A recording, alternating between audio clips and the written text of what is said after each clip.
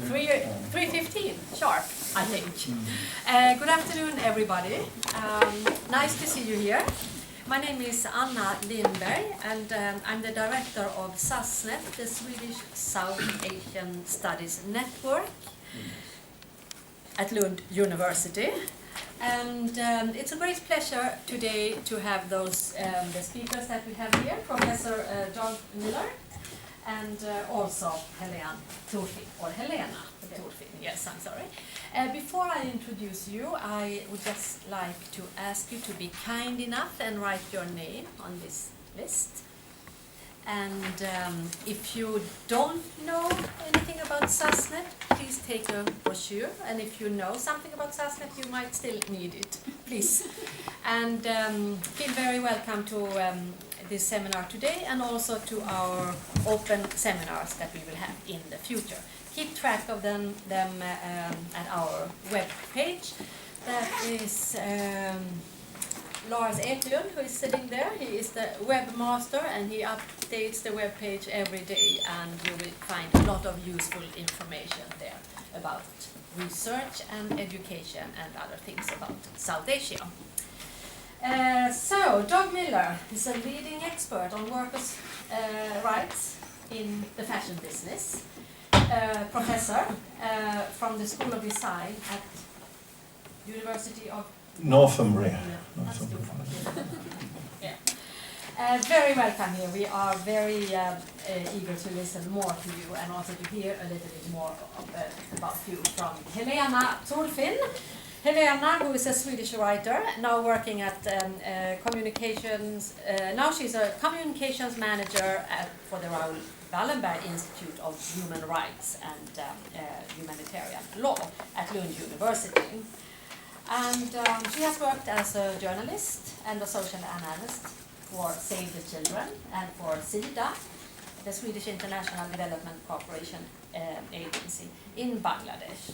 And last year she wrote a book in Swedish, Innan floden tar oss, Sisters by the River, which was a very fascinating book, and about life in Bangladesh among textile workers. So very welcome, Helena, and also Professor Doug Miller. Very welcome. Well, with that introduction, I mean, now you already know who we are, but I could just say that it was fascinating for me, having lived 3 years in Bangladesh and actually been present in Bangladesh when the Spectrum factory collapsed, to read about the repercussions and the work that has been going on behind the scenes that I didn't have a clue about, which is basically what your book is about. My book was more about the general scene in Bangladesh, but it did feature a factory collapse. And in the spring, after this happened in Sweden, in the little duck pond, Sweden, everyone phoned me and said, "How could you know that this happened? How could you feature it in your book before it happened?" And the sad answer to that question is because it happened 3 times while I lived in Bangladesh, and one of them were the Spectrum disaster. But I leave the floor to you, Doug, and then I'll come back to you when you've done your bit. All right, thanks very much, Helena. I'll say a little bit more about myself. I spent 8 years seconded from my university to the Global Union in the textile industry, where I was research director.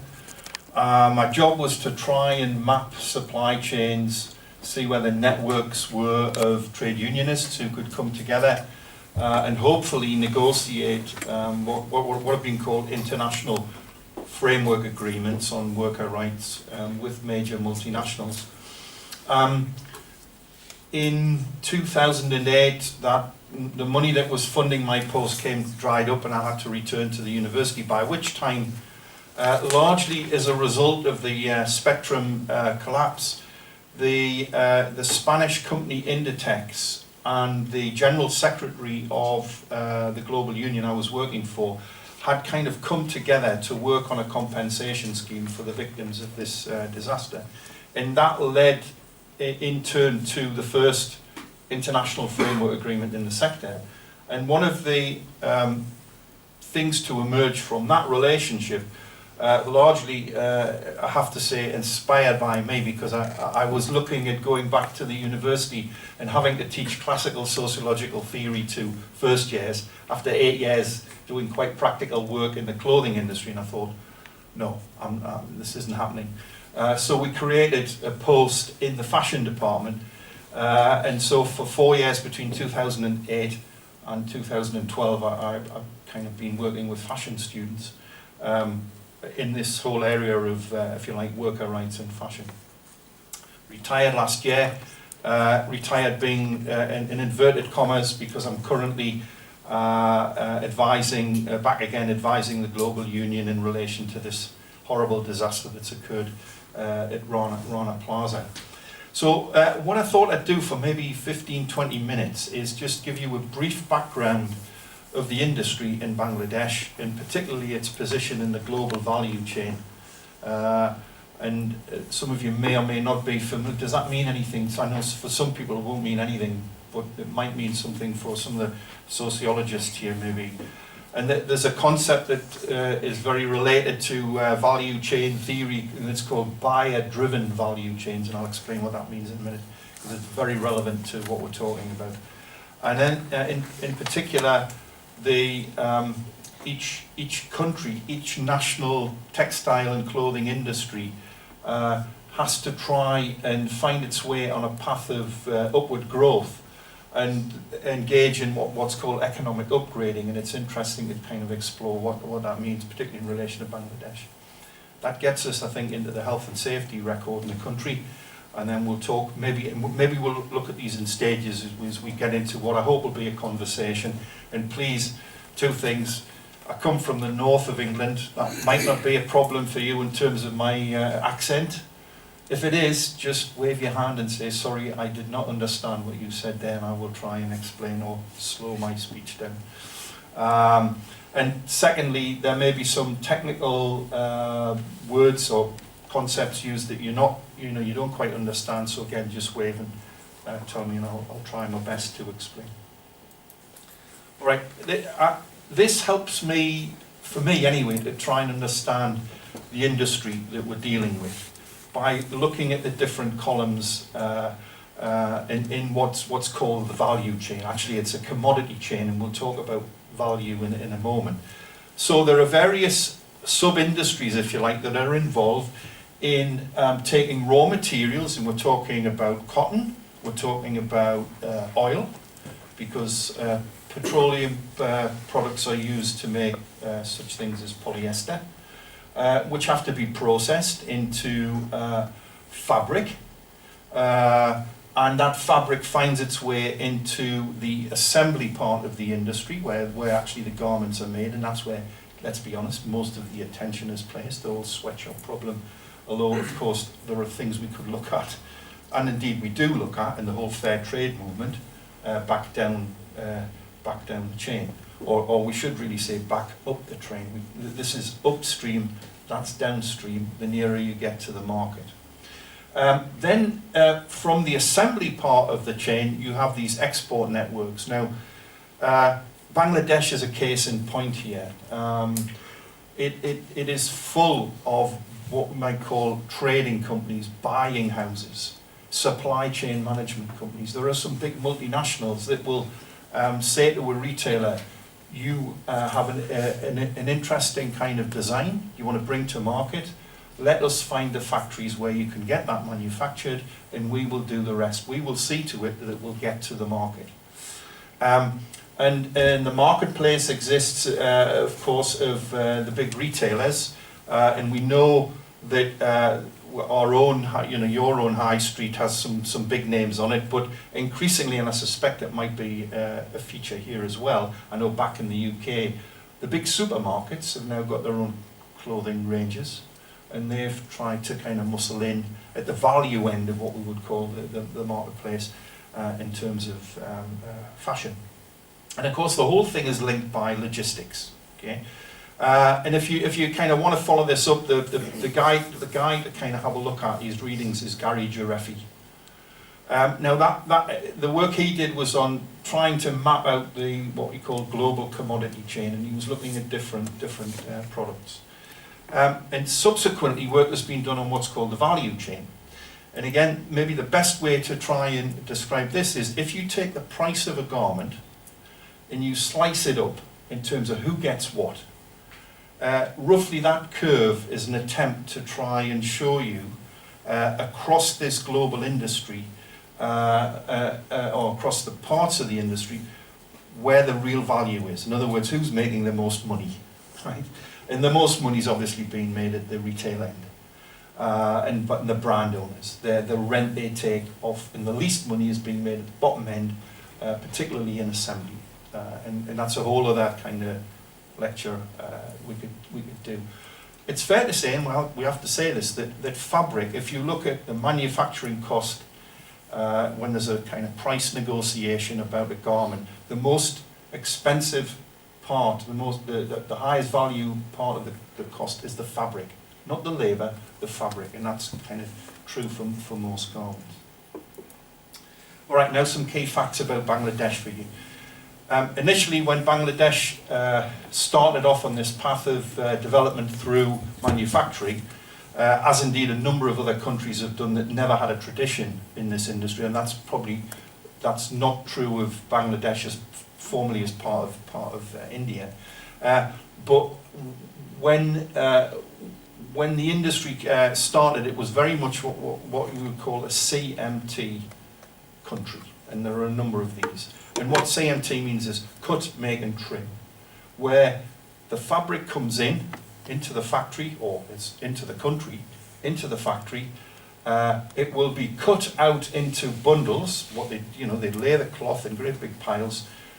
You have a cutter it's almost like a bandsaw that cuts out the pattern, and then that's moved on down the assembly line, stitched together, cut the threads, bang, you have a garment. Very simple. Of course, it's much more complex than that, but that's what a number of clothing industries, particularly in LDCs, look like. And of course, export processing zones were the place where a lot of this development took place. Now, in the terms of Bangladesh, the concentration of the industry largely in Greater Dhaka and in Chittagong, which is the port where all the garments are exported from, has resulted in an influx, very much like our own industrial revolutions, of movement of workers from the countryside into the cities, into the build-up areas, where, of course, the factories have been built. Initially, factories, by the way, built on just occupying a floor sometimes in a residential building. It's latterly there's been massive expansion out into the environs of Greater Dhaka, largely because the property prices in Dhaka have kind of gone through the roof. So we have a high proportion of women, we have a high proportion of young women, and most of whom are, if you like, sending money back to the village every month. Okay, have extended families that rely on them to send a part of their wage back home. We have one of the lowest wage rates globally. I think probably Myanmar and Laos would be two countries where the wages are probably at the same level or less. And we have excessive working hours, and this is kind of a major problem. Now, we had a documentary in the UK not a week ago. Panorama is our kind of investigative program, and they went to Bangladesh and they filmed a couple of factories, but one in particular was making for the German value retailer Lidl. I don't know if you have a Lidl here in Sweden. Maybe, yeah, they certainly do in Copenhagen. Now, this factory, they set the camera up in opposite the factory, and they watched the workers go in at 7 o'clock in the morning, and then watch them come out 4 o'clock the next day, right in the middle of the night. And also, they watched the security guard who went to exercise himself actually lock the factory gate, lock the door. And that's relevant because, as we'll find, that's why I've used the term forced to die. In a number of instances, right? And we'll find out later on. The workers were either told to go back in or could not physically get out of the factory. And many workers end up getting killed in a stampede rather than actually, burnt alive. And I was annoyed at this documentary. I'll tell you why I was annoyed at this documentary. Because they kind of stopped there. It almost said, well, the problems with management in Bangladesh, and maybe even the workers in Bangladesh, because they're prepared to work all these long hours. What they wasn't doing was saying, why are the workers, why is that factory operating until 4 o'clock in the morning to get these kind of production targets in? And that's something we need to unpack.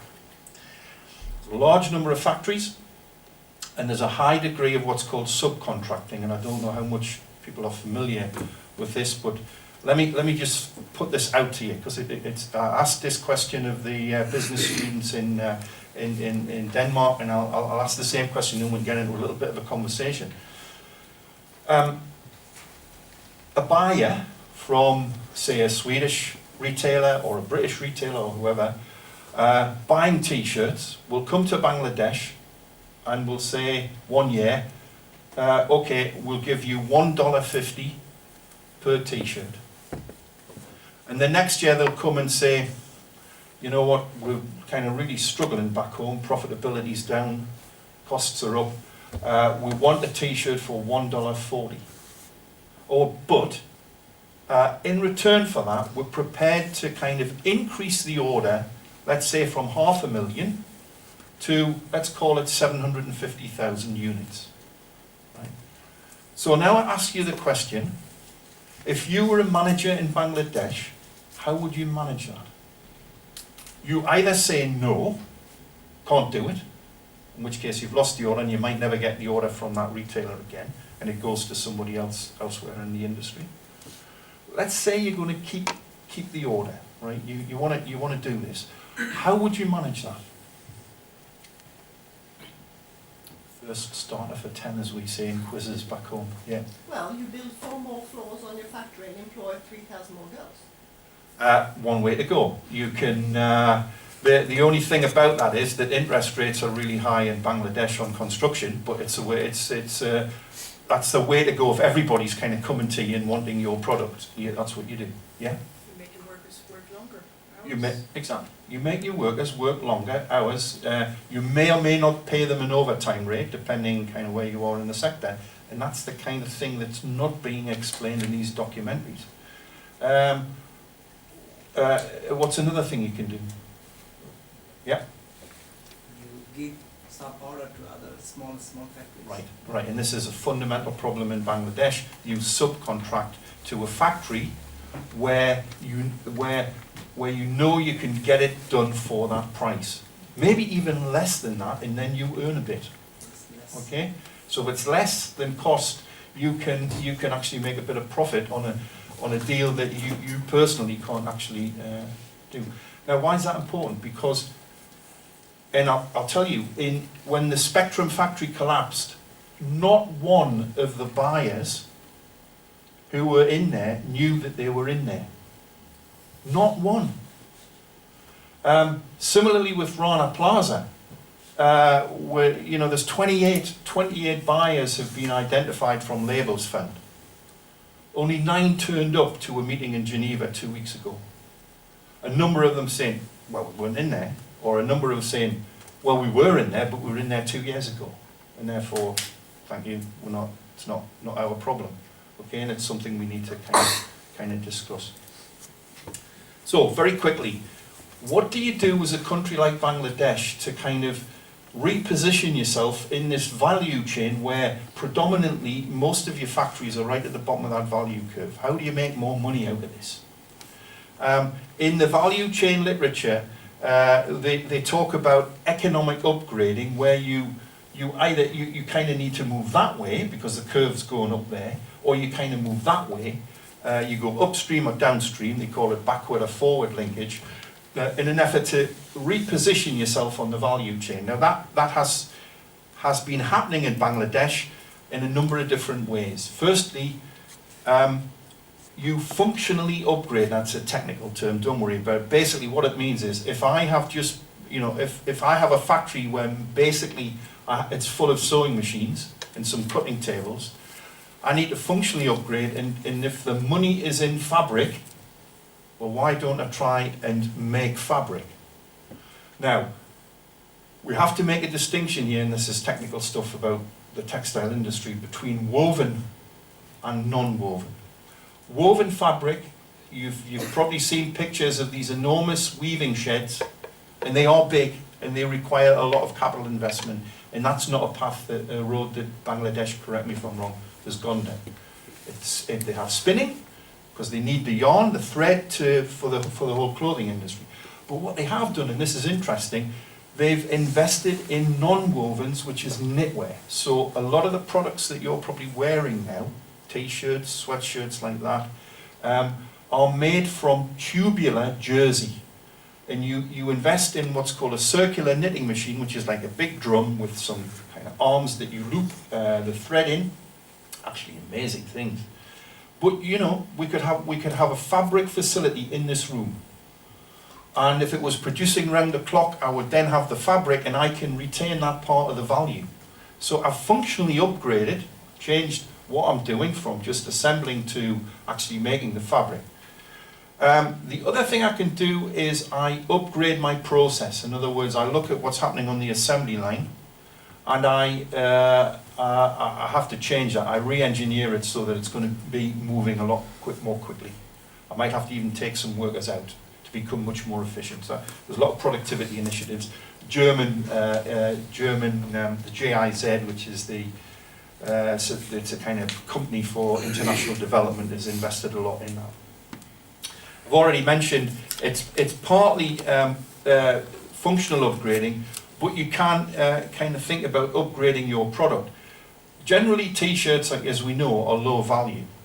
Okay, you might want to get out of t-shirts and get into other garments that are technically more involved and therefore are going to cost more. And you start moving up in different levels or different parts of the fashion market.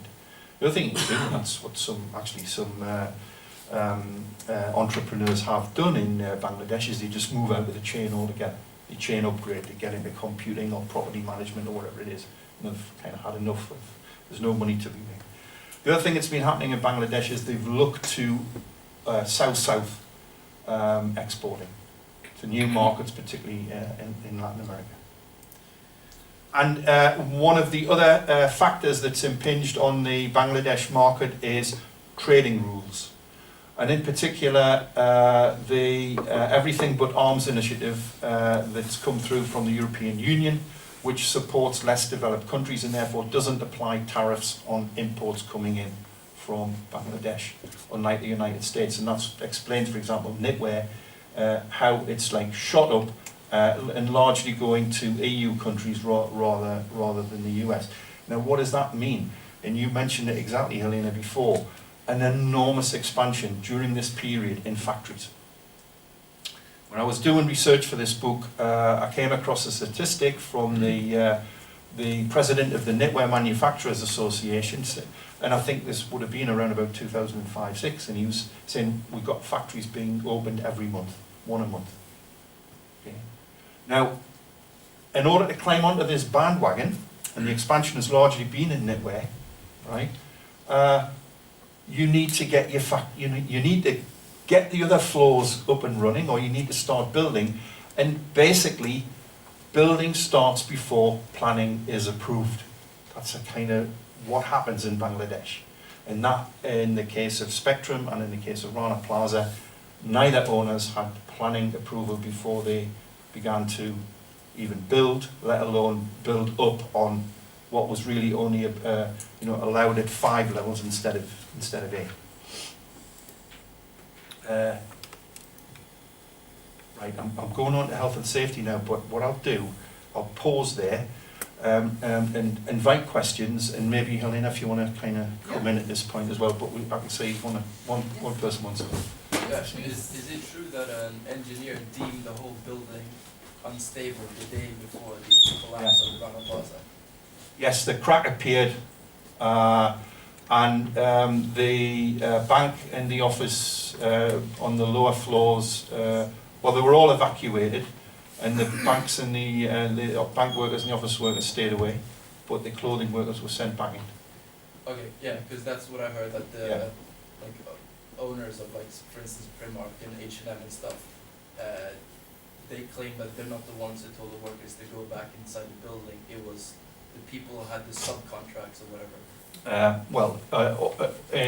Primark, for example, was in New Wave Bottoms, which was one of the factories on one of the floors, and it knew it was in there, unlike some of the others.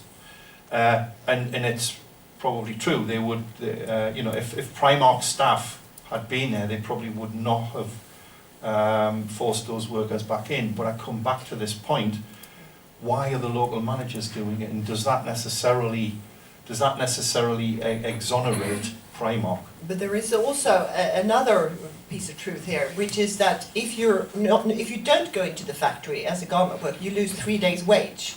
So it's not like really easy to stay at home. It's not like you can vabba or go home and be sick. You actually lose a lot of money, and considering the low wages, that's actually not eating for 3 days. So the pressure is on, full on, and it takes a lot for the girls themselves to have the guts to not go in there. That's also one thing that you probably will discuss. I mean, how you create sort of a situation where the girls can afford not to go in. Mm-hmm.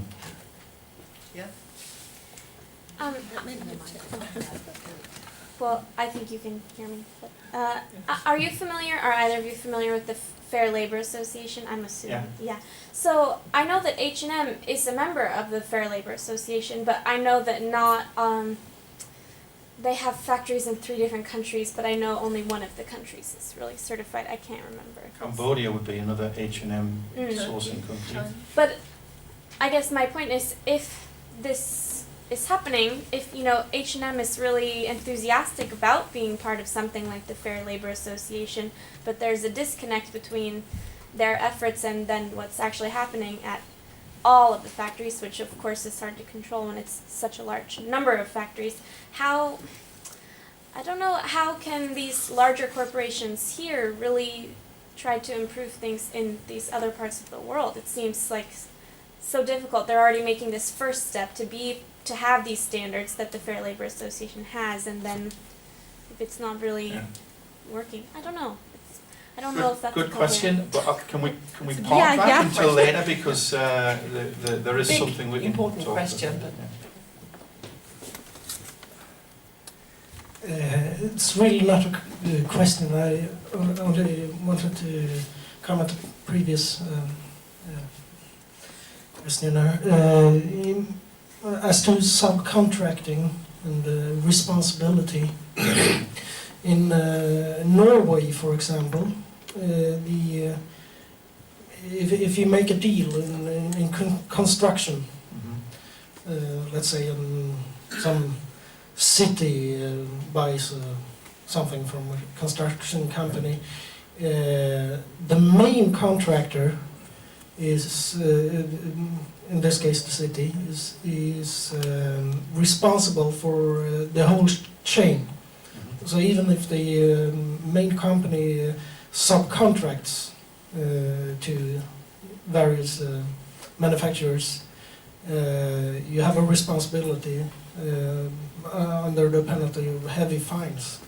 So I mean, it's not impossible to, yeah. Can I respond to that? You're absolutely right. A number of big brands will specify in their commercial contracts there shall be no illegal subcontracting, and there'll be no subcontracting where we have no knowledge of it. And if there is, there will be penalties. Okay. The kind of issue is, are they policing that? Right. Now, the big issue around Rana Plaza and Walmart's position, which has basically said, no, we knew nothing about our product in there, that had been illegally placed, therefore, sorry, that's not us, right? And of course, I think they've discontinued any orders with the prime contractor that they would have gone through in the first place. The argument that comes then is, well, you should have known. It's up to you to, you know, have this overview of what's going on. You should be going into factories. I'll tell you a quick story on this. Earlier this year, there's a Swiss company that actually wanted to pay more money around the living wage, was prepared to pay more. They asked me to go and consult with the workers and management in 2 factories in Bangladesh where they had T-shirts made. Right? Now, they were kind of one of about 45 buyers that were in there, so they weren't going to make a big wave, big change. And in fact, the workers were only going to get a one-off payment of about 400 taka, which is not a lot of money, but was still something for them.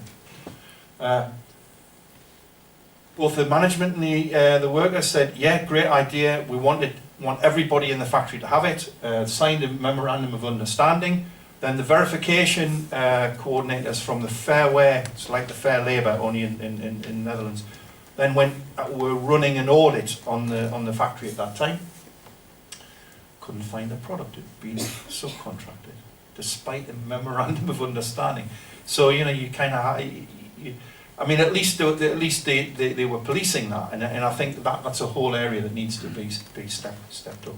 And that also goes for many areas in Bangladesh. When we talk now and talk about the construction and about the building permission, Yeah. we must consider the deep corruption and the lack of capacity that is so clearly a problem for Bangladesh. Yeah. And that goes for the whole, I mean, from everything, and also to today, the call for engineers to come and look at the factories, that there are actually not that many engineers that can do this.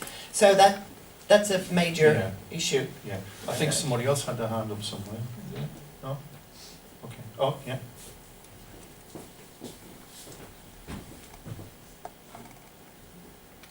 Actually, I am from Bangladesh, and Welcome. I was there in rescue mission while at Rana Plaza. Oh, right. So maybe I can share something Yeah. later. But to answer your question, have you heard the term corporate greed?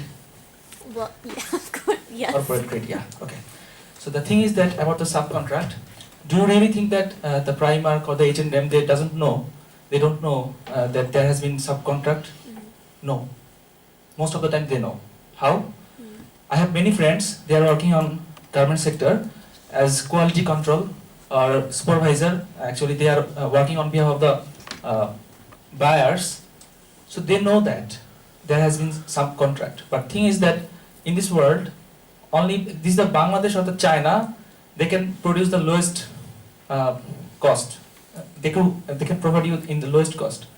No other can give that. So sometimes it is intentional as well. And also I would like to mention about the size of the factories. 10 years ago, we used to have bigger factories, but the factories are now becoming smaller and smaller. There are some machines, maybe it needs 20 workers, sometimes 10 workers to operate. What we have found that in my area, I live in Dhaka, and in my area I found more than 1,000 garments factory. It's simply like a dwelling house. In a ground floor, maybe inside the ground floor there are 1 or 2 machines, maybe working 20 or 40 people. Outside of the house, you cannot recognize that this is a garments factory, but this is garments factory. Actually, they are now doing something like cloud garments factory on that way. So maybe you have 1 lakh, 10,000 piece order or 100,000 piece order, and these are splitting up into these small factories. So this is how it's working, and often it is not possible to recognize these kind of factories. Some kind of hidden factory, you can say. Yeah. Thank you.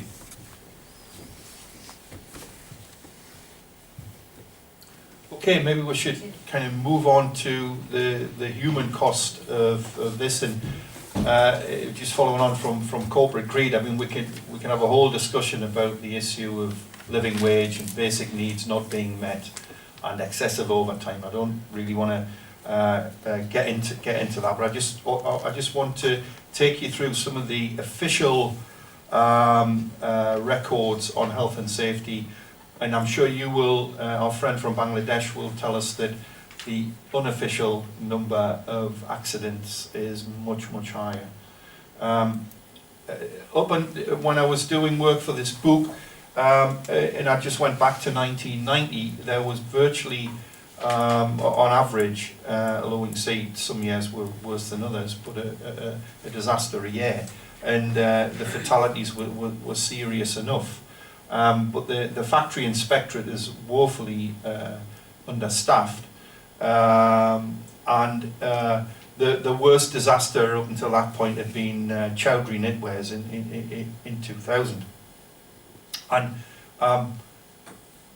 the Spectrum factory collapse, which occurred during a night shift in Savar, was really a wake-up call. It also occurred at the time that the whole global industry was undergoing a change, because there was an agreement on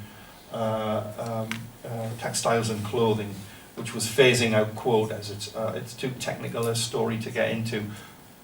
To put it simply, everybody thought that production was going to go to India and China as the most favourable sources of supply. But back in Europe, once the rules changed and Europe was flooded with Chinese product, there was a mobilisation by some of the main industries, Italy in particular, through the EU to reimpose quotas for another 4 years. And what that did, it basically rerouted orders into Cambodia and into Bangladesh. But even beyond the 4 years that were added on, Bangladesh has continued to thrive despite kind of things like this. Now, what's astonishing is that there was a major debate after this collapse about structural audits. Up until then, when a social auditor went into a factory, they were largely looking at working conditions, they were looking at health and safety, and they'd take photographs. But with the best will in the world, a social auditor is not a civil engineer. But there was a demand that auditors, or rather factories, make sure that they had a certificate of, if you like, structural integrity signed by a civil engineer as part of the audit process, and that was never really picked up properly by the industry. And even companies like Primark have confessed that this wasn't on their radar. Now, 62 people died in Spectrum, and there were 84 injured, and that led to the first concerted effort to address the issue of compensation, which I'll come on to a little bit later. But it wasn't long before there were other disasters. Fire at KTS Textiles, 54 dead, 60 injured. Phoenix Garments was another factory collapse, but it was in a kind of shopping mall. 22 died, 50 injured. The Imam Group in Chittagong, 57 injured. Garib and Garib, an H&M supplier, 21 dead. 20 injured in a stampede at Tung Hai Knit and Sweater. Then the Hamim Group, that's it, sportswear. There was a fire in the lunch break, fortunately, because this is a really high level. I can't remember. I think there's at least 20 stories in that factory, and the fire was kind of on the top floor. And then we had before Tazreen, we had in Pakistan the Ali Enterprises fire, which then became the worst disaster in the industry. And the significant fact about that fire was that SA 8000, which is it's called Social Accountability International. It's a global standard on social rights, if you like, and a factory accreditation process. So factories would have auditors that would go in and certify them as meeting this global standard. And it had an audit 3 months before that fire, and it passed it, give it a clean bill of health. And there's been a major crisis now in the auditing industry, particularly SA 8000, as a result of that. And then we got Rana Plaza, Tazreen, back in Bangladesh, Tazreen, and then this awful collapse, resulting in 1,130 and probably more workers dead and 2,500 injured. And what's often not taken into consideration is you have rendered also the surviving workers unemployed overnight. You've also, bearing in mind that these workers who have died or are seriously injured are the main breadwinners for thousands of other Bangladeshis in and around the outlying countryside. And that just shows you a photo from the Garib and Garib. In fact, you note the padlock on the gate, locked.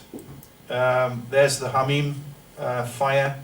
Fortunately, as we say, most people were out at their lunch break when it broke out. The Karachi fire, the Ali Enterprises, 289 perished. And Tazreen, with Tazreen, the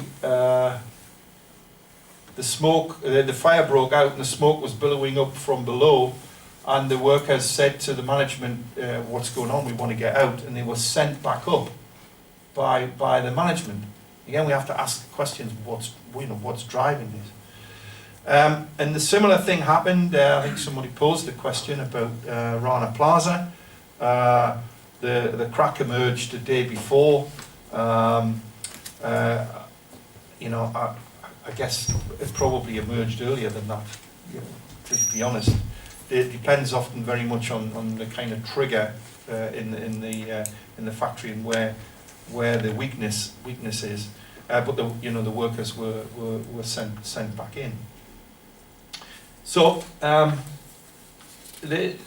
this is kind of a watershed moment. It has to be. It's the worst industrial disaster ever. Bhopal was a kind of different thing. That was awful as that was, but in terms of an actual industrial facility, this is the worst industrial disaster ever. And that's kind of what the building was like before it happened, and you had expansion on the upper floors, and you had actually 5 different companies in there, five different companies on the different floors. Now, 2 weeks ago, we had 9 of the brands in a room in Geneva, and one of the buyers from, I think a French company, when we were talking about the overall production that came out of that complex, there was a figure of 10 million units mentioned. Whereupon this buyer said, well, in that case, it was much more than 28 brands that were in there over a period of time. And he reckons it was probably 100. Associated at different points. Now, this is the problem with outsourced fashion. You have, in any factory at any one time, consignments going through. They may last, may take 5 or 6 weeks, and then they're gone again. And they may come back, they may never come back. And so it's difficult to have some kind of often an ongoing relationship between the buyer and the supplier. And there are only certain parts of the market, if you like, where product is made in bulk over a longer period of time, where such relationships can be struck. So here's the impact. Figures that I've kind of mentioned before, and these figures are changing all the time. There's more and more information. There's a number of workers still missing. There's DNA tests still being carried out, and the problem is that the kind of magnitude now. This was bad enough with 62 dead, but when you look at 1,100 plus workers, and then some seriously injured. And if you're seriously injured, meaning permanently injured in Bangladesh, that means you will never work again, right? And we have to kind of now consider situation on compensation. Back in 2005, before the passage of the 2006 Labour Act, the level of compensation by law was 21,000 taka. 21,000 taka. So, you know, let's call that a fifth, let's call it 2,000 Swedish krona. That's what a person got, sorry, a family got, one-off payment for pain and suffering, for loss of earnings, forevermore, under the law. And that law, by the way, had been passed under the British Empire in 1923. To be fair, the Employers Association rounded that off. They would put 79,000 taka towards a rounded off figure of 100,000. Sometimes they might not pay it, but that was the level, that was the amount of money that, as far as the Employers Association was concerned, BGMEA is the Bangladesh Garment Manufacturers and Exporters Association. That's what they would impress upon their member companies to pay. In 2006, the law was changed, and that figure then went up from 21,000 to 100,000. And then the employer said, okay, then we add another 100,000 to that. But gradually, bit by bit, this compensation figure has been moving upwards. But look at the figure for permanent disability. You know, you get 125,000. Sorry, but that's kind of it. Okay. Now,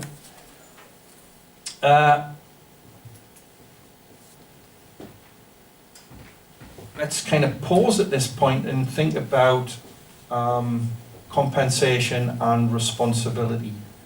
And who's responsible here? Who should pay or have to pay, and what should be their respective contribution, and what should the figure be? Are questions that have been exercising various people, particularly in recent years with the recent disasters. And I throw that out. I throw that out to you before I show you some figures. I mean, I'll just invite you to kind of come up with your own figures. What you think should be a level of compensation for a deceased worker's family. What should a seriously injured worker get? And who should pay for it? Who should contribute to that? Any idea? I think it's worth talking a little bit about BGMEA as well, Yeah. As a very interesting institution in Bangladesh. I don't know if you want to elaborate on that, otherwise, you know. I can do, but maybe, do you want to say something? Well, I don't know, but from my understanding and from living in Bangladesh for 3 years, BGMEA are very closely affiliated to the politics of Bangladesh, the politicians, and also to the financial elite.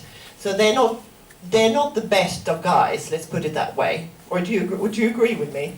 Yeah. Yeah. And they're not very interested. They are the ones that are keeping the wages low. They're the ones that are not willing to discuss minimum wages in Bangladesh. And I have myself sat around round table discussions with them, and they don't see their own role in this, and they are not necessarily in the front of workers' safety either. But probably you know more about that. Could you agree? Yeah, I agree. I mean, I think have to agree. I think 1/3 of the parliament in Bangladesh is made up of factory owners. So and secondly, they wield enormous control over their members, because I can't remember what year it was, but the Bangladesh government, for whatever reason, gave what's called the utilization declaration right to the BGMEA. What that means is that it's almost like an export license. The permission to import and export fabric and export assembled garments originally was given by the government, but for some reason they passed it over to the BGM. That has an enormous disciplinary impact. Any employer that kind of wants to pay a living wage, or even recognise a trade union, will be pulled into line by the BGMEA and say, we'll withdraw the utilisation declaration if you carry on like that. So, I mean, that's kind of where fundamental change needs to... Do you think there will be change? Have you heard any sounds from that end? No. I mean, we've got an election coming up, and it's going to be interesting to see kind of what happens there. But even, you know, even with an Awami League majority at the moment, you still have a substantial number of factory owners in Parliament. And I think with the Nationalist Party, I think that's equally, you know, they're very entrenched in the elite, as you were saying. But I mean, that would be an interesting legislative enactment to bring the utilisation declaration back into as a power of the government to award. Because that's what sort of disgusts me as a development worker and as a writer. It is the complete uninterest from the elite in Bangladesh of their own people. Or do you agree? I'd like to add something with that. Two of my uncle, they have their own garments factory. So Yeah. I asked them why people are actually you are not paying more. There are some factors behind. One thing is the risk of business is so high in Bangladesh. One. Sorry, The risk of the business, risk. yeah, Okay. so high in Bangladesh. Second one is we don't produce the raw materials. Mhm. Even the cotton, even the dyeing color, everything is there imported from China, some from Turkey or India. Yeah. So while we are competing with China or India using their raw materials, definitely we have to have some solutions. We have to lower our price. That is one of the problem. Third one is the social impact of this garments industry is a huge impact. Right now in Dhaka, we cannot find any housemaid because almost all the girls, they are going to the garments industry instead of being domestic worker inside the house. So this is also one kind of a political issue as well.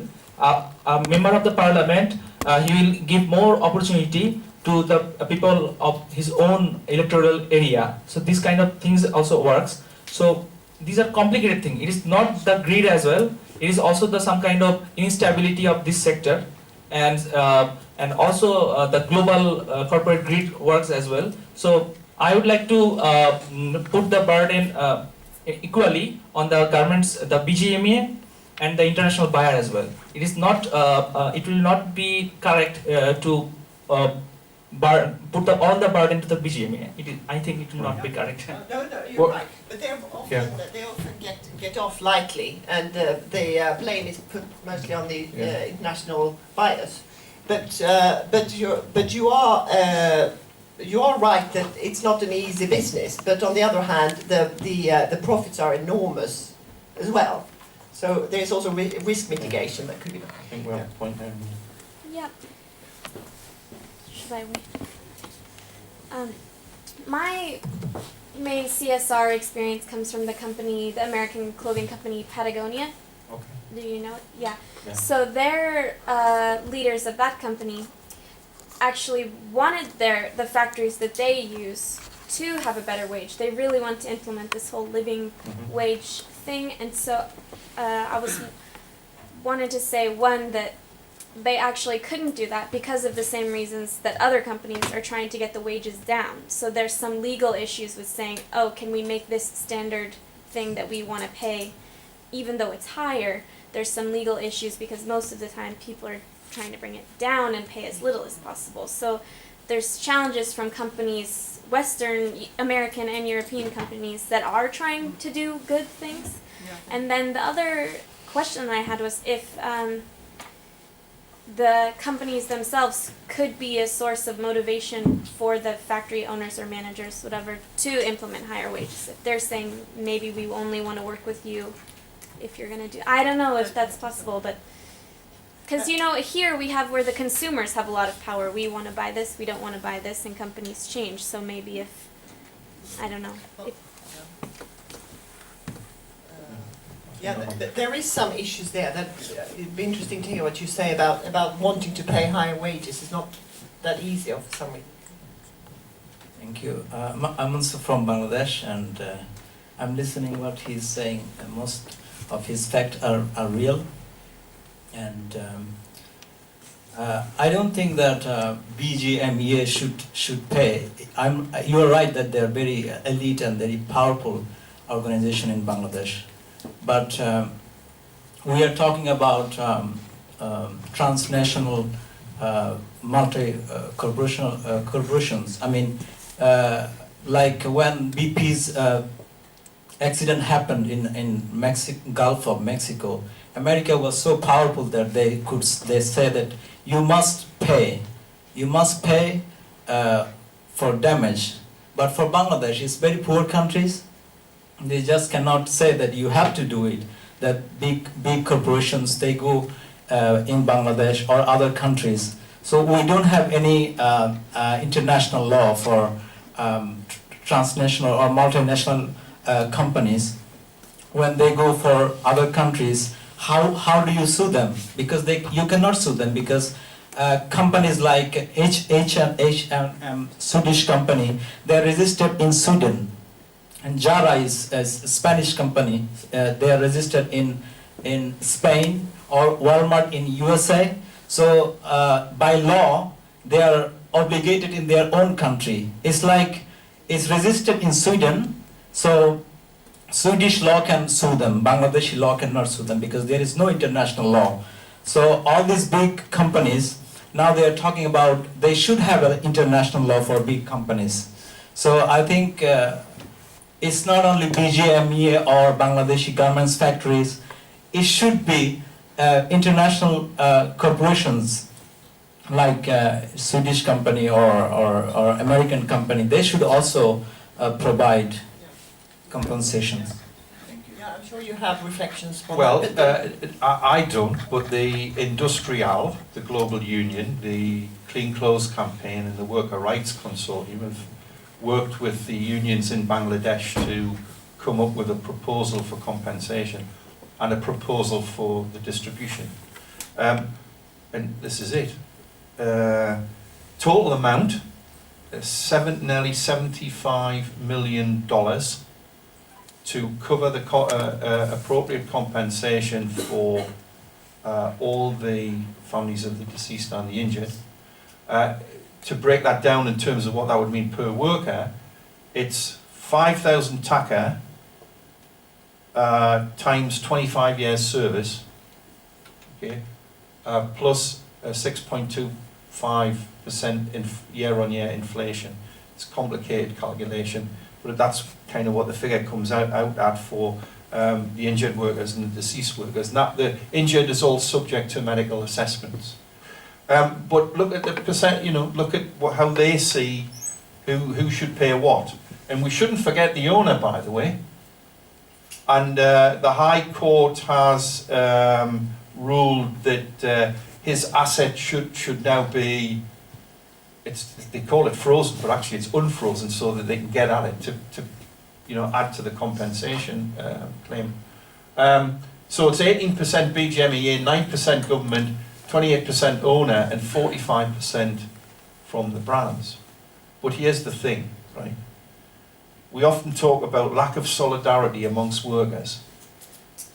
You try and get 28 brands, first of all, to turn up to a meeting, and those that turn up to a meeting, try and get them to agree on 45%. And kind of how do you do that?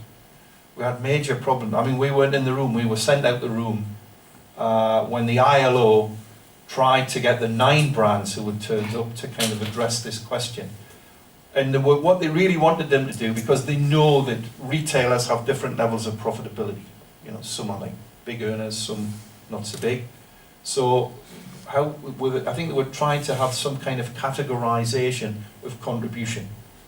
And basically, because the others weren't there, what are they going to do? They can't.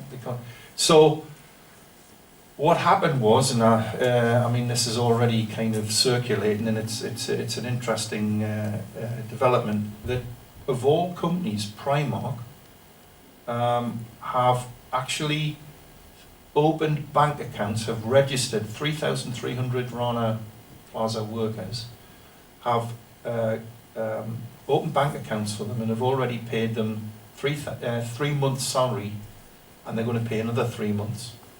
Okay, but they're also wanting to develop a proper, if you like, pension scheme, but only for the workers of New Wave Bottoms where they had production. Now, there are elements of that scheme which are kind of really interesting, and actually, I've got to say it, the guy who was the architect of the Spectrum scheme is working as a consultant now for Primark. So this is kind of following through. But it's, you know, what you find is that there are some companies that are prepared to pay something, but they're kind of not prepared to get involved in administering a scheme, because it's a massive amount of work. And the fact that over 3,000 workers are registered with bank accounts is an enormous step, because you can pay money into a fund and then you could transfer. One of the big problems that emerged with Spectrum was this inability to get money into Bangladesh and then out to the workers. But what is the jurisdiction? Which Yeah. is this young man's question in a way. Yeah. But what is the jurisdiction? Good point. So the High Court has instructed the establishment of 2 committees to look at what should be the appropriate level of compensation for the victims and the whole question of medical assessment. Right? Now, they've come up with a figure broadly in line with this, about 1.8 million taka per family, right? But the apportionment, the division, they've sent back, they've referred it back to the High Court to determine who should pay, who should contribute what. Now, here's my question. I don't think the High Court either can or will rule on a multinational's contribution. No, it's not possible. It's not possible. Malaysian High Court, how come they do? It's like UN can do it, but UN, they don't have international law yet. Exactly. And the ILO won't do it. The ILO isn't going to do it, right? What the ILO is prepared to do, and then I'll shut up, is offer technical expertise in the administration of a scheme, but not, it will not get involved in establishing the fund from the outset or apportioning. It's kind of convened the meetings, but it's then like sat back, and it has to be very, very careful how it manoeuvres its way through for the reasons you mentioned. So, yeah, sorry. Now, I was going to mention Ruggie here, the UN framework on business and human rights that was actually decided upon just a year before, which is an attempt from the UN side to get the business sector and the corporate sector into the human rights framework. Could you comment on that? Has that been sort of a way forward in this, or?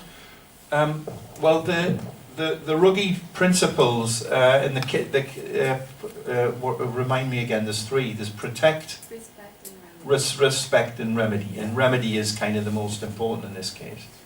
But the noises coming from the brands, it's very interesting. There is, we don't think we are criminally liable. This was not our fault. We're kind of prepared to pay some money, but we don't want to be kind of held over a barrel in terms of how we do this. And there are other brands that just are they're not even going to go there. And it gets us back to this kind of discussion that's not really happening about, you know, workers working too long, workers working in locked factories, multinationals not auditing properly. So there is a collective responsibility, but it's not a responsibility that's yet enforceable in law, for the reason you So said. it wasn't useful in the Rana example, that's more that's what, since you've been so involved in this case. Yeah. My question is more: has the UN and the framework been helpful, or it hasn't been called upon? I had a bit of one of the Danish brands. I'll not mention the name. I had to reply to this email on behalf of Industrial, and it was, we object to being have this feeling that we're criminally liable in this case. We're not going to come to a meeting where there's this sort of sense, this feeling hanging over us. And I kind of, as part of the reply, I said, well, it's about doing the right thing. And I mentioned the Ruggie principles, and there is a kind of joint responsibility. You can be elastic with words. You say you've got a moral responsibility, moral corporate social responsibility, as opposed to you are liable. I think part of the problem is that there may be, and I know this is happening in Germany, vis-a-vis Kick, which is one of the brands that was in there, and it was the brand that was in Ali Enterprises in Pakistan. That I think it's Femnet, which is part of the Clean Clothes campaign, is actually bringing an OECD complaint against Kick. Right now, it's quasi-legal. The thing about OECD complaints is you can drag a company through a process, but at the end of the day, as we found with Adidas and an OECD complaint, you can agree to disagree. There's no teeth in the thing, right? But in the Spectrum case, for a moment, the NGOs were taking legal advice about bringing a case against the multinationals. You can bring a case under the Fatal Injuries Act, which goes back to something like 1855, where you could sue for damages. Normally what happens with compensation is, if you accept compensation, you kind of waive the right to take the employer to court. That's all the employer's liability insurance thing. But you can't still go down that road.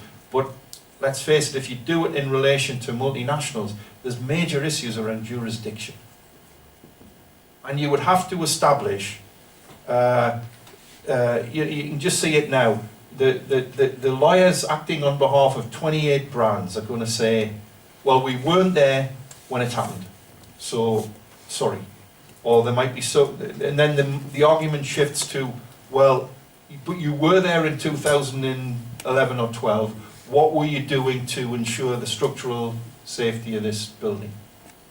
And that's kind of where the debate would be, Who knows what the outcome would be? I think Katya wants to. I just have a question. I was looking at. I'm sorry. I was looking at who's gonna pay what, and I think that there is someone missing from the list. Okay. But that's probably the idealist me speaking. But where are the Western governments? Namely, where are the Western consumers that are actually benefiting from the labor of Bangladeshi workers? I mean, going back to the beginning of your presentation, you actually mentioned the WTO rules that were negotiated in order to allow less developed countries to export more, become more competitive, and it's precisely the competitive pressure that is causing all these industrial disasters. So ultimately, a degree of responsibility seems also to lie in the government Western governments that have pushed for these structural reforms and competitive pressures in Bangladesh. I mean, I think you can't pull it out that way. Once you start getting to maybe governments and consumers, it just gets a bit more difficult, I think, to kind of pin down which consumers and who are they, are they going to... but you do raise an important question, which is the simple, how are you going to do this? How on earth, and this is the big problem we have, right, that we have currently 3 different schemes. There's the industrial, there's this one, There's the Primark scheme, which I believe probably has the most chance of getting brands to follow behind it.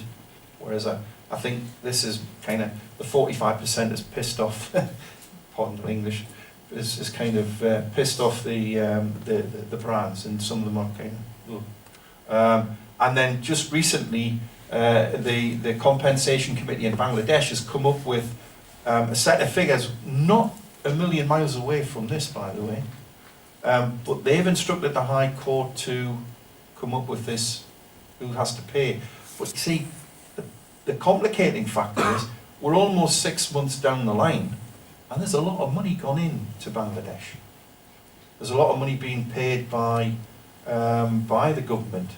But the problem is accounting for this. I heard that Inditex, for example, the Zara, you mentioned Zara, it's the company behind Zara, had paid, it kind of doesn't want to be, it historically was in there, but it basically doesn't want to be connected with the whole initiative, but they have these massive foundations. For them, $500,000 is chicken feed, okay? And so they're prepared to pay something. My understanding is that they had paid some money across to the, I think to the BGMEA. Now, you want to see some accounts there. I want to see bank statements and receipts, and that's really the kind of technical support maybe that the ILO will provide.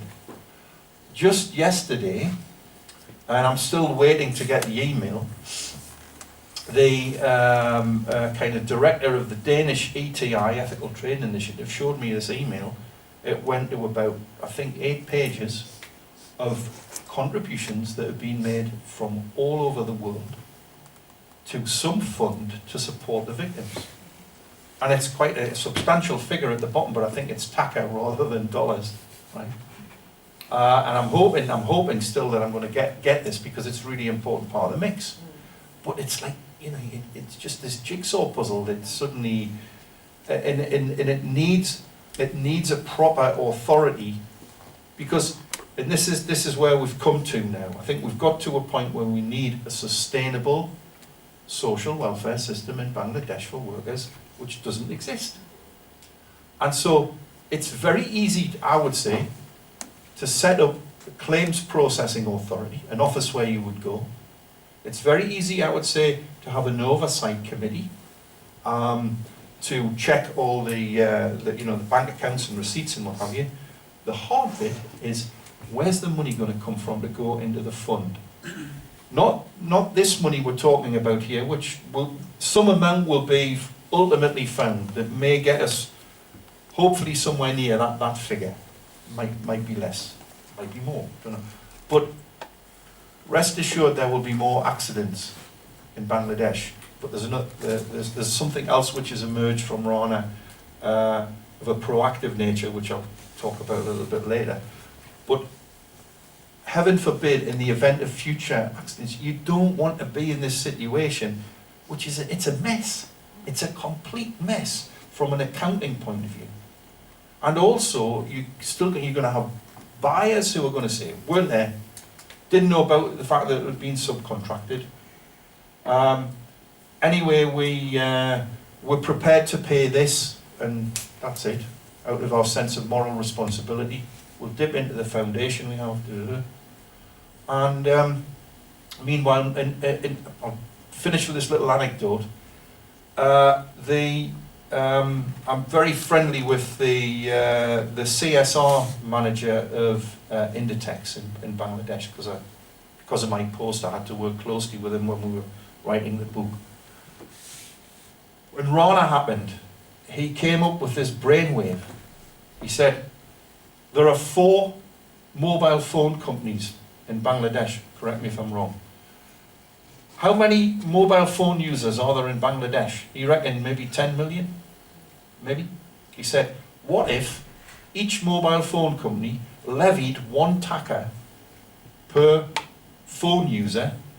It wouldn't take much to suddenly have a fund that you could do something with. And I think he told this to the Minister of Labour. who thought it was an absolutely brilliant idea, but then he kind of consulted with various parties, including the BGMEA, I think. And then the word that came back was, oh, but we want the brands to pay something. So it kind of got knocked on the head, didn't happen. Okay?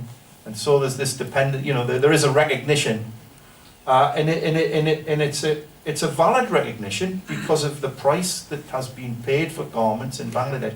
People think right the way through the industry, that's like, employers, workers, and other people, that Bangladesh I would say, is being super exploited. I've done a calculation on the direct labour cost of a t-shirt. 5 cents. 5 cents is the direct labour cost of a t-shirt. Sorry, I'll shut up. That's me. Now, is this your wrap up, so to speak? Yeah. Or if you want I have to wrap got up, one thing to say about. This is really short. Yeah, it's okay. Just to me, the biggest problem, I know you already said what you think the biggest problem is, but to me the biggest problem is that there is such a disconnect between the companies and the workers' lives, their personal and work lives, and how they're connected. So one of the things, again to use Patagonia as an example, is that they purposefully, even though they know if they might have a lot of orders coming in, they won't place the order because they know that down the line that means overtime, probably unpaid for workers in these factories, and that means all this other stuff. And there aren't a lot of companies doing this, and it's such a problem. Yeah, but I just think that, and I really am so excited to hear so many people talking about or touching on world systems theory stuff, because it's not just one cause, one problem, one thing going on. It's a lot of different stuff.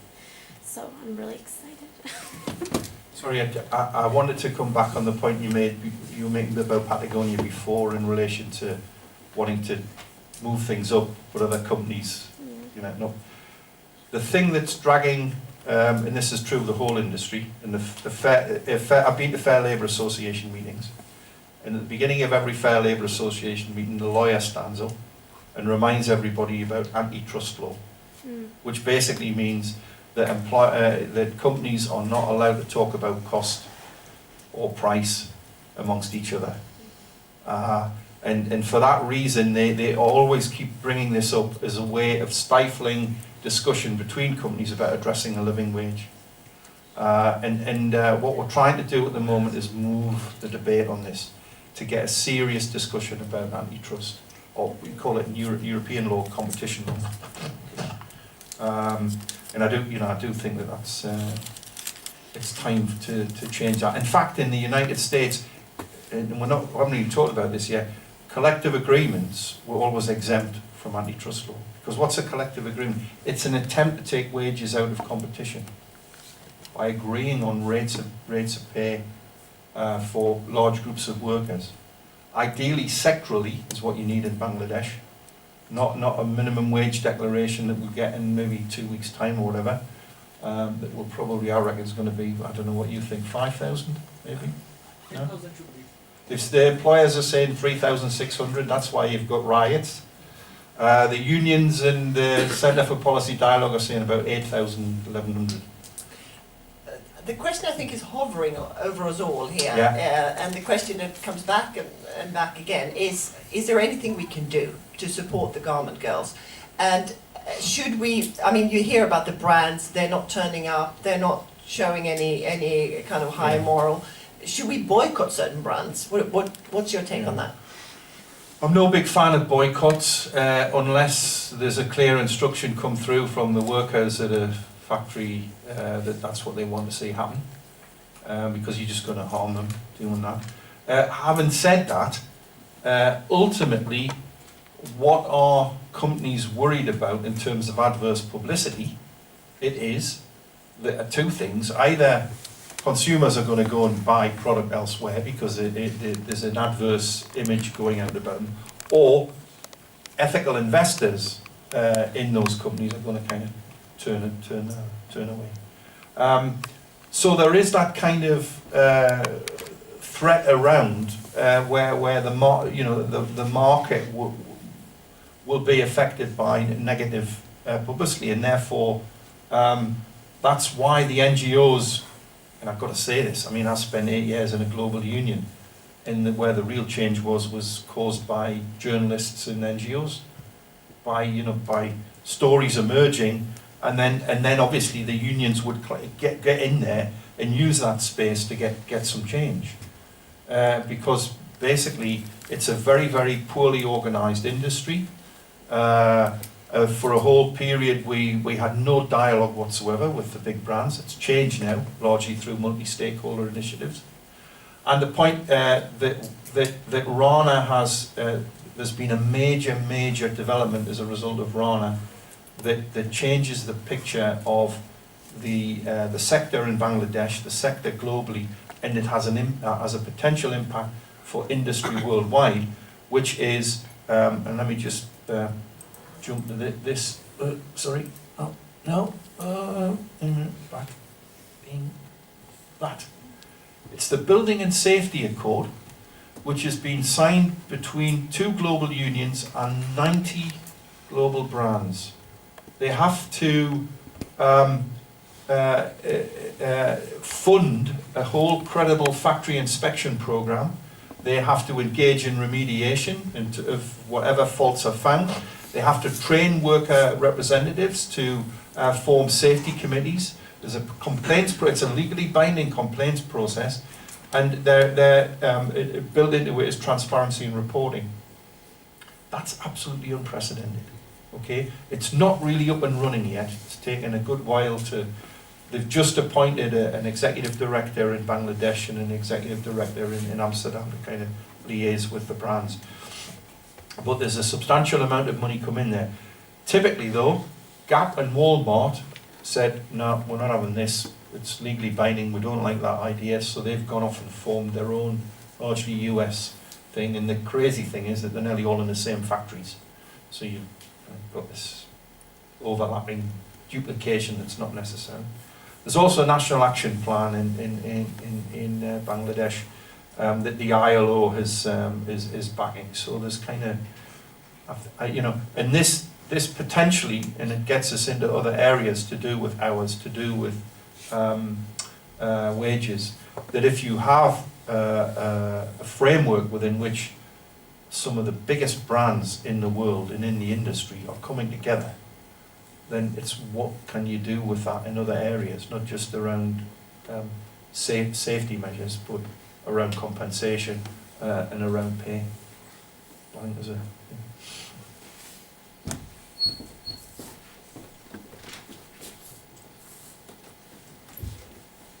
I think it was very interesting what you said about the publicity and the media for the brands, but as I've understood it, this is a problem in the general garment industry.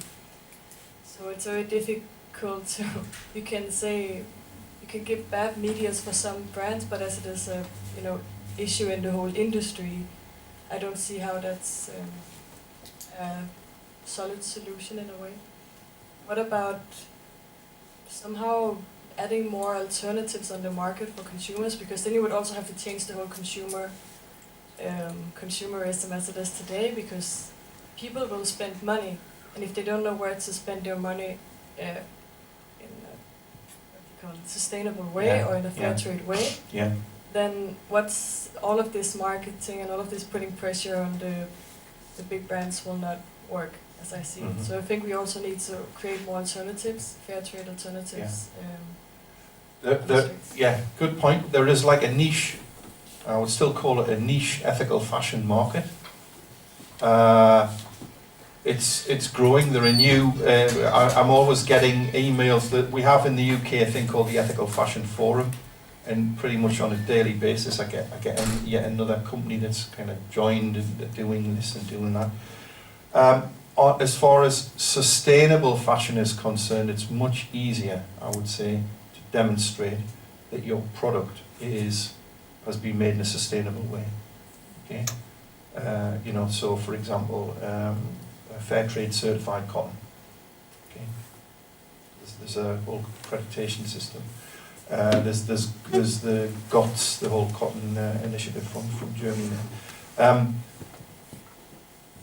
What's much more difficult is accrediting social standards.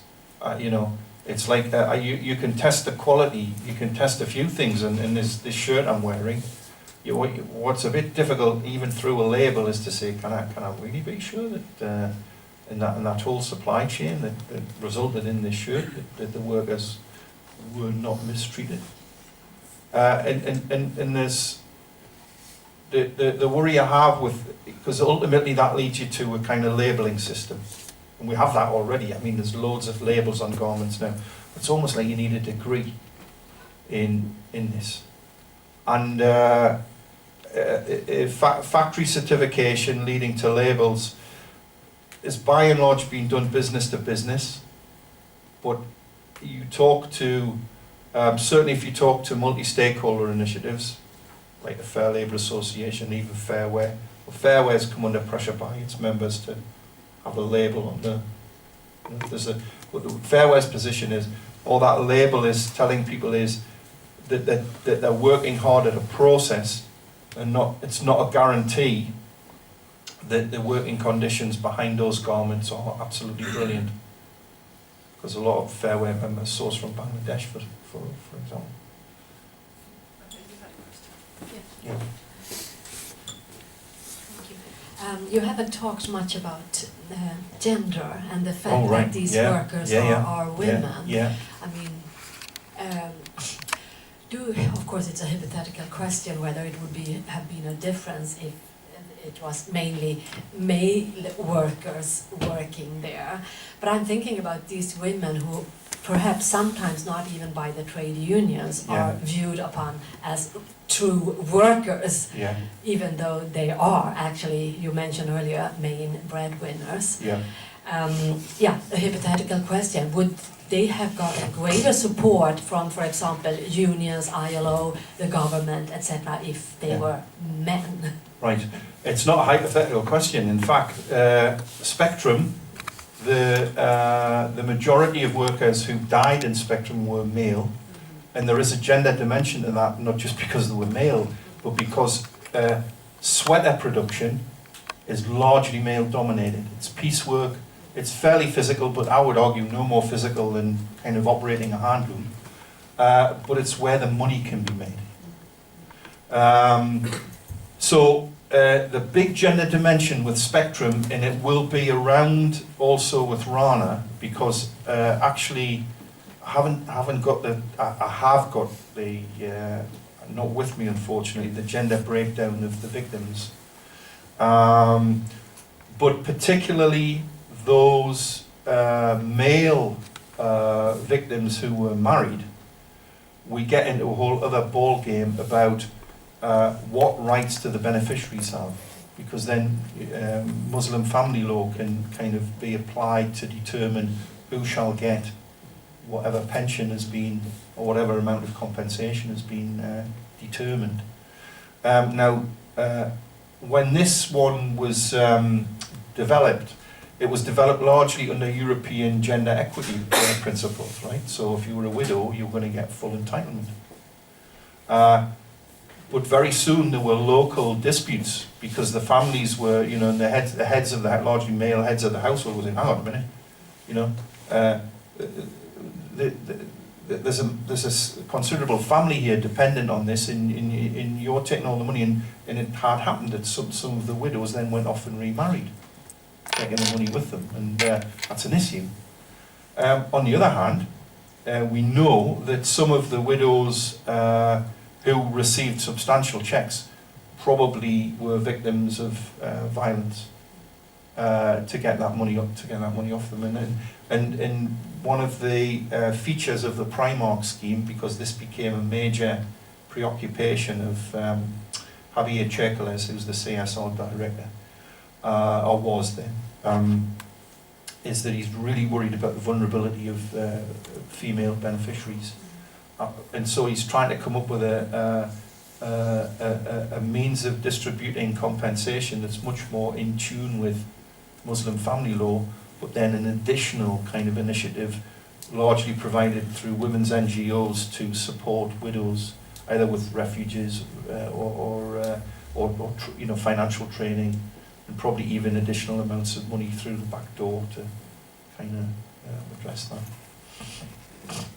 I just wanted to say that when Madam said that gender issue, Bangladesh is actually a Muslim country, 90% are Muslims, so garment sector actually not only gave them living, but it's kind of opening the women to empowerment, women empowerment.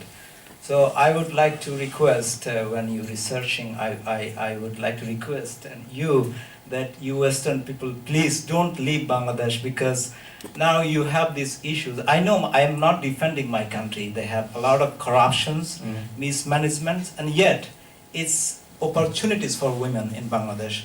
40 million women working in garment sector. So I was reading an article that some Western people, like especially in Canada, they are not buying Bangladeshi where they have made in Bangladesh. They're kind of not buying any clothes. So I was asking a question: is this the way you behave? I mean, they have been. These women have been working, and you get such a fine clothes here in the West. Walmart provide you nice clothes, but how much they get, these women? They get like $35 per month. And now that this building collapsed, this is not their fault. This is not the women who working, the workers, they are not fault. This is not their fault. So it will be like disaster for Bangladeshi women if Western companies go somewhere else. I know what they do. They go somewhere else when there is some problem. That's what they do. So I think that's a very important point. And just on this accord, those companies that have signed up to it have pledged to a 5-year plan. Okay, so it's not like they're going to kind of immediately pull out. Some people might say 5 years is not enough; it needs to be much longer. And we'll have to wait and see what happens after 5 years. But I know there will probably be 1 or 2 other companies that have signed up to this, but maybe I'm thinking let's start to kind of retreat a little bit. It's not only, and I agree with you. I mean, I'm not only saying the companies, the people who buying clothes. If they're saying no, we're not gonna buy any Bangladeshi clothes, that is a disaster for women. But the thing is, I've been on Swedish television being asked this question several times about what do we do? Because do we boycott H&M, and do we boycott, and people come up to me and say you should know I never buy things from Bangladesh, you know. And I always say no, continue to buy, because you have to. It's a disaster if the women lose their jobs. But on the other hand, when I the other day heard on the radio, H&M are making 5.7 billion, euro in profits. You know, shouldn't it have any repercussions for them that this happened? Do you see what I mean? It's not. I mean, my first gut reaction, seeing all the women in Bangladesh walking past my kitchen window, I know, they shouldn't be hurt, but someone has to be hurt. It has to hurt somewhere, and where do you think it should hurt? Because how do you get to be a GMEA? How do you get to them? Do you see what I mean? We must see that. Where is the agent for hope? Where is the agent for change? First thing I would say is, not every garment has Bangladesh on the label. Right? We haven't got a common European labelling system, and I'm not sure if you may have different information, but I don't see average customers like looking at labels on the back and looking for the country of origin. Oh yeah, people do. They do? Yes. Well, it's kind of not in my, well, I don't know who does, but it might be a certain segment of the market. The kind of in the value retailers, it's price. It's people, we are in an economic crisis, right? And people are, and this is one thing I suppose that is in your favour, that cheaply produced goods are still, and it's the Lidls and the Aldis and that are suddenly the middle class is flocking to in the UK. I don't know what it's like here, but there's the profits of these kind of companies that depend a lot on China and a lot on Bangladesh for at least for the clothing part is still quite buoyant. And the crazy thing about a company like Primark and it's a bit like what you're saying with even with H&M. They get a tremendous amount of negative press, but that doesn't affect their sales. So I don't see the marketplace, frankly, as being the fulcrum or the anvil where these changes are going to occur. I have very little faith. I said this yesterday. I was at a fair wear conference in Amsterdam, and the moderator started the whole exercise off, and she said, right, I want you all to tell me where you buy your clothes from. Okay. And I put my hand up. I said, I'll start. I am exclusively Marks and Spencer. Now, I don't know if Marks and Spencer means anything to anybody in this room, but it's quite okay. It's quite a well-known brand in the UK. Marks and Spencer is also known for what's called Plan A, which is a complete business model founded on this notion of sustainability. Because there's no Plan B. That's the kind of slogan used, right? So I said, I'm exclusively Marks and Spencer, but guess what? I'm not consciously buying Marks and Spencer for its sustainability program. I'm consciously buying Marks and Spencer because that company invested in a bus terminus at the far end of the store, and I walk through that store to get the bus home every night, and that's the only store I ever walk through because I'm too busy to go shopping anywhere else, and that's why I end up buying Marks and Spencer stuff, because I have no, and at the point I was trying to make was that I just think in the area of fashion, unfortunately, there are too many factors that intrude. Sometimes in the higher end of fashion, and you probably know this yourselves, folks, if you go into a shop, it's, oh, I've got to have that. That's a must-have. And then the second thing you think about is, okay, how much is it? And then maybe you might look at the label. And then you're kind of concerned about, well, are the labels giving me the right kind of information? And then you have to think, well, if that is your position, well, how do you see, and it's a question you're posing, where do you see kind of the real changes occurring? And for me, and it's just kind of what my career has been and where, who I've worked with and where, what I wanted, I can't be bothered with being the conscious consumer, frankly. I want to put my efforts into what I'm doing in Bangladesh as the country I want to focus on, around living wage and trying to do something about compensation. How do you suggest? I mean, that's your Yeah. because your profession. Yeah. But so what would you suggest for people in Sweden? Good question. And also you see H&M has a special position for us in Sweden because it's our H&M. And then when we hear that they source most of the garments from Bangladesh, of course, this becomes an issue for a lot of us. Yeah. So what do we do? No, it's a very absolutely.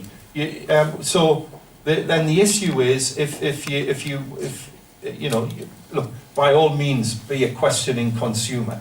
I'm being a bit kind of facetious, right? But of course you be critical, ask questions in the stores. But there are other fora in which the shareholder meetings. There's questions you can ask of the company. You can write in. You can join organisations. You can join multi-stakeholder organisations and kind of push in various ways. But you mentioned about kind of global, the big, and Katya, the bigger kind of world trade thing. I just wanted to one thing that's not really talked about is. And let's come back to this issue of compensation and some kind of sustainable thing. There is a piece of legislation that was passed in 2006 called the Labour Welfare Foundation Act, which sets up in Bangladesh provisions for just such disasters and for taking care of victims. The problem is there's no money in the fund. It was supposed to be funded out of employer profits.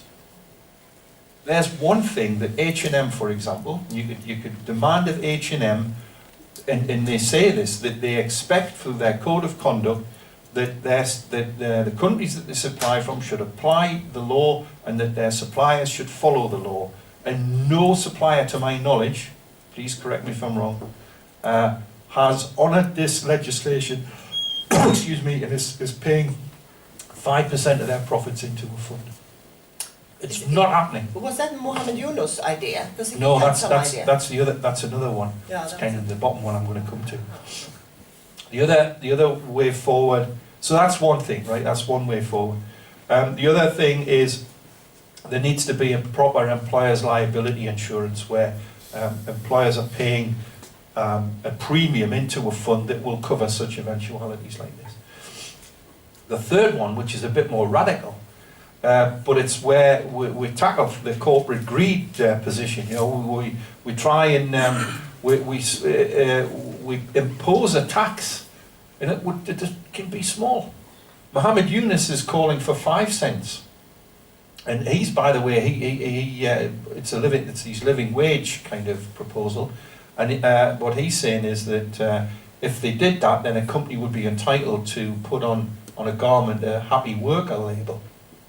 Not sure about happy worker label, but anyway, but it kind of something along those lines, you know. He said, but think about it.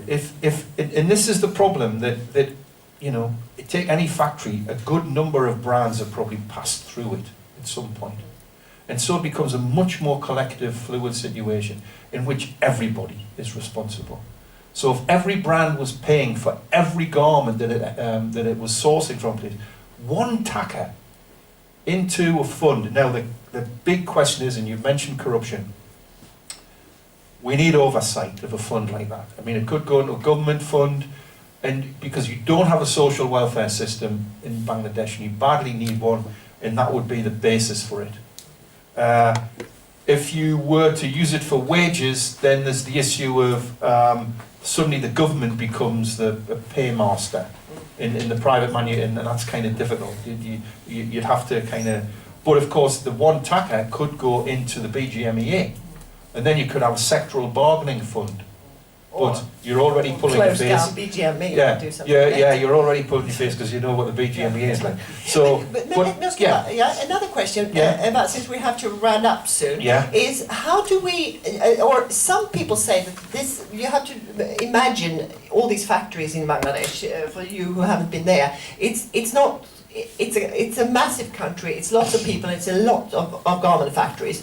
And as you say, there's a lot of suppliers passing through for 2 months, for 3 months, for 6 years, and so on. Yeah. But I've heard that some suppliers are building their own factories, and H&M have actually considered doing this in Bangladesh. To build your own factories, you get the permit, you build it, you take responsibility for the cement, and the concrete is good, that there are enough constructive support, that you have engineers that you get in there if they're not available, and then you pay living wages. So what's your comment to that? Would that work? Great, but I think just building the factory is not enough. It's a precondition for a living wage being paid, in the sense that if say H&M built and owned its own factories, or was in joint venture, their own factories, was in, or in a joint venture with a Bangladeshi entrepreneur, but was just making H&M product. Yeah, but that's because I think Timberland. Timberland is doing that they have their own factories, they take full responsibility, they employ people, they own the factories. But H&M are all the time, when this question comes up, they all the time sort of say that that's too much. Well, it's just that if you look, I know that H&M is one of the biggest sources from Bangladesh, so goodness knows how many factories they've got. So, you know, that's then the issue. Then is how many new factories would it have to build, and then we're back to a situation that we used to have, where actually branded manufacturers own their own factories, back here in Sweden, back in the UK. You know? It's another kind of economy, isn't it? It's So, but is that bad? Because the No. you know the no, but I mean the thing is, make it a joint venture.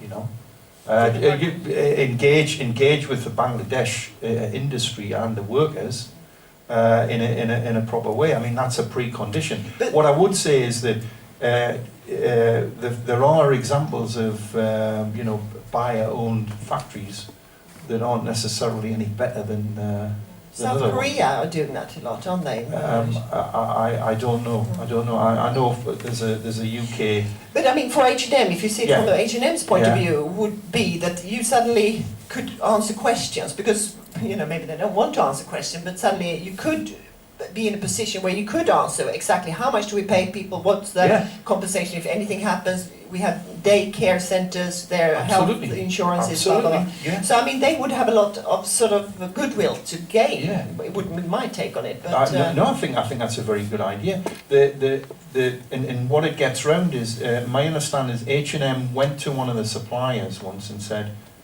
"We're ready to pay a living wage," and the supplier said, "No way, absolutely no way. You will completely destabilise industrial relations in this neighbourhood."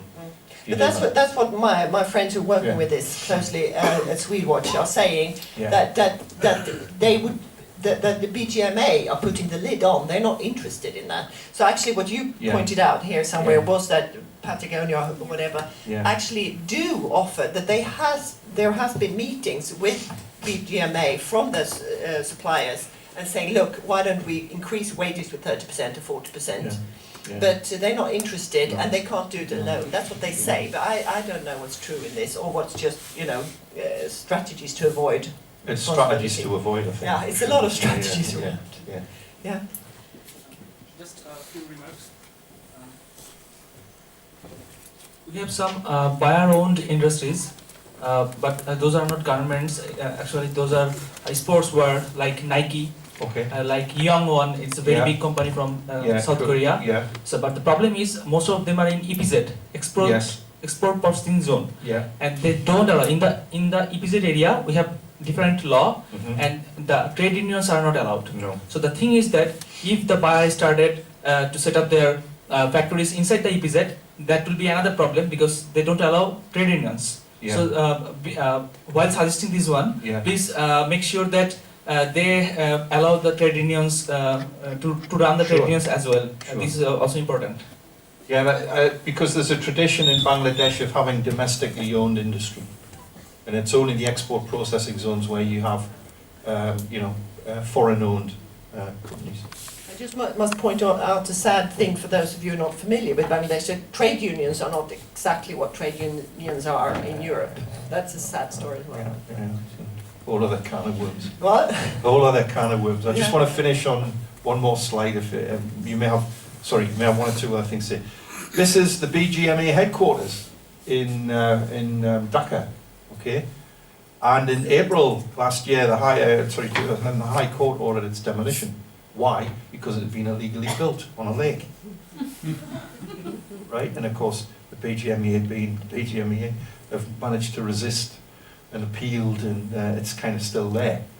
But that just gives you a flavour of how things are a bit in the country. Okay, I better stop. Do you want to? We have to stop here. Thank you so much, the two of you, for a very interesting afternoon here. And I hope that we are not going away from this room unaffected by what you have said. And we hope to learn more. And we will always be ready to publish things on the SASNet webpage and in the newsletter. Okay.